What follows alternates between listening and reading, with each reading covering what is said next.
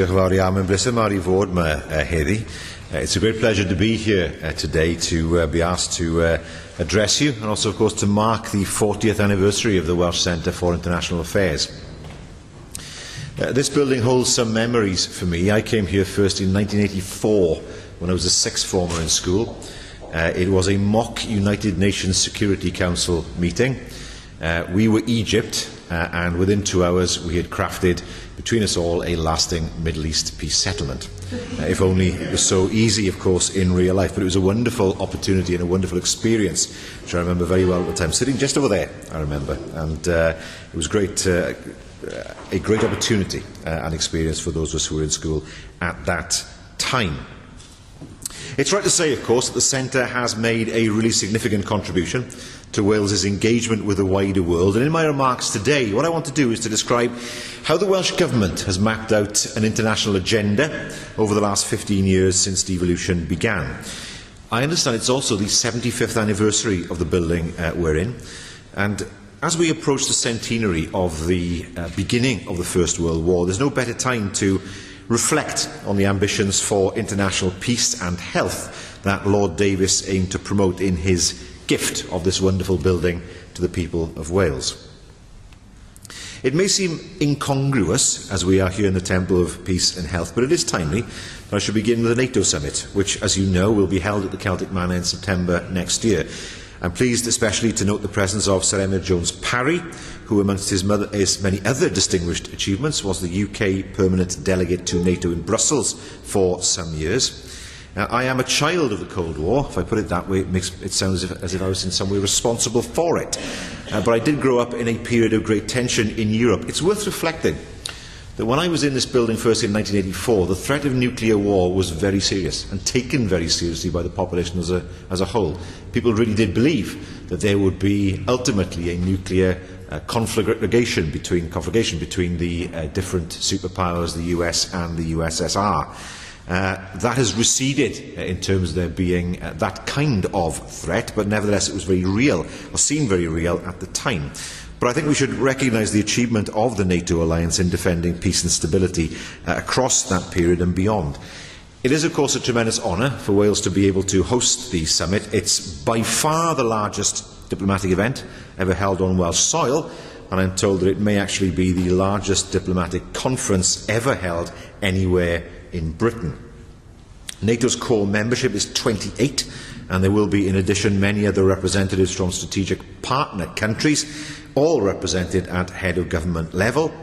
If President Obama's attendance is confirmed, it will be the very first visit by a serving US President to Wales, and for a couple of days the eyes of the world will truly be on Wales.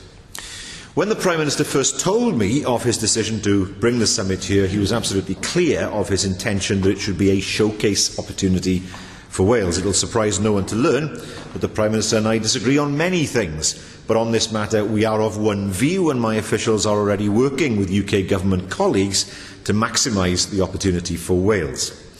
Celtic Manor is a world-class venue, and Sir Terry Matthews' achievement there is remarkable. It proved its worth to outstanding effect in hosting the Ryder Cup in 2010, despite the rain.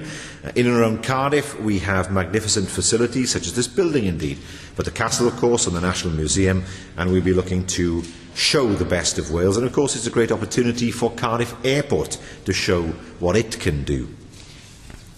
In the lead-up to the conference, we have a chance to develop tourism interest in Wales, where we have such a fantastic story to tell. There's a chance for Welsh business to look at export opportunities and commercial links with those countries who will be visiting us, and of course the conference itself offers a great boost to hotels and service industries across South Wales. It's a great opportunity for Wales, and we're going to grab it with both hands.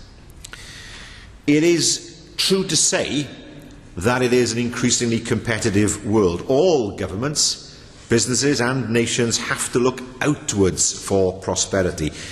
We have to buy and sell goods and services, that much of course is true, but we need a strong offer and an attractive identity, and I believe we have both those attributes, and I make no apologies to anyone, of course, for prioritising my international work for Wales. I'll stand out of a box just about anywhere in the world if it will help to sell Wales as a place for trade, investment, study and tourism, as long as that box will, I suppose, carry my weight.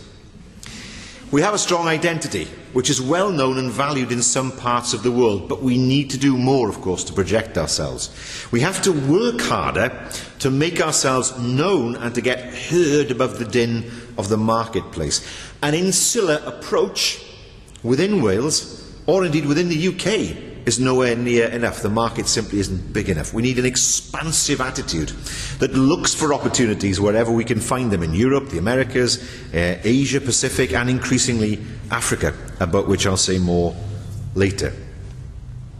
Following a period where the Welsh Government's global presence was cut back, I'm now broadening our footprint. Building on our existing offices in New York and Washington, new offices have been opened, expanding our reach into California and the Midwest through San Francisco and Chicago.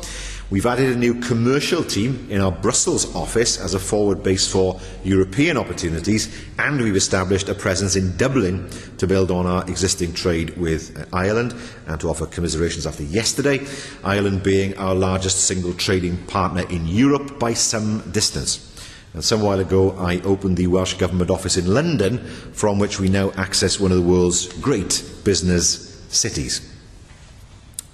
I've put in place an extensive programme of overseas visits, including India, China, the US, Turkey, Spain, New Zealand and Ireland. And in January of next year, 2 months' time, I plan to visit Uganda first, and then during the course of the year, the USA and India. The Economy Minister has this year been to the USA, Japan and Germany, and further visits will be scheduled for next year. Now, activity at ministerial level is a complement to the extensive work at official level, because throughout the year, Welsh businesses are supported by Welsh Government to get around the globe and to sell their wares. Now, I'm very bullish about this. No one is going to sell Wales from behind a desk in Cardiff or in Llandudno. We need to be out there, shaking hands and in people's faces, telling them what a great place Wales is for business. And you have to do that more than once. You have to be there on regular occasions, or people will simply forget. And people don't have to take my word for it. They can ask Airbus, Sony, Ford, Toyota, Eon, RWE Power, General Dynamics, Tata, British Airways and many, many other multinational companies that have chosen to locate in Wales and of course have thrived here in Wales. And to build on this, we have to get our message out there.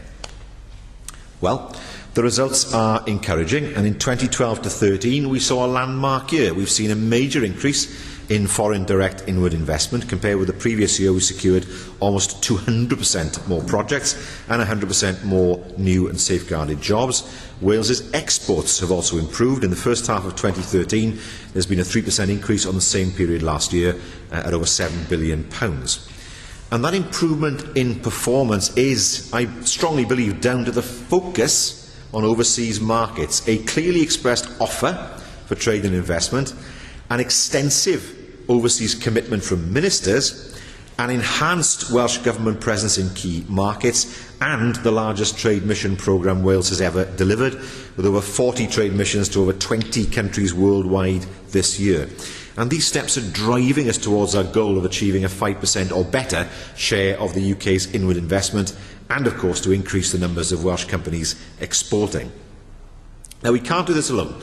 There's no point pretending that we can replicate what the UK government already does. And so we have strong positive relationships with the Foreign and Commonwealth Office and UK Trade and Investment. We've deepened our relationship with UKTI by sharing information, arranging UKTI staff placements in Wales and developing direct relationships with the Trade Minister Lord Green and with senior staff at UKTI. Many of our overseas offices are based in UK embassies and consulates, and the close working relationships they develop ensures that Wales's profile remains high.